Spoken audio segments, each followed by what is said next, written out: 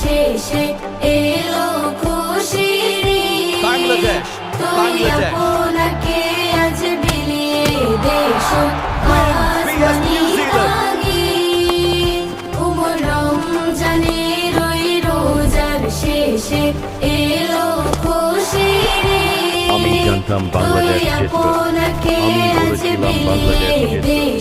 আমি জানি বাংলাদেশ জিতবে। Bangladesh, Bangladesh।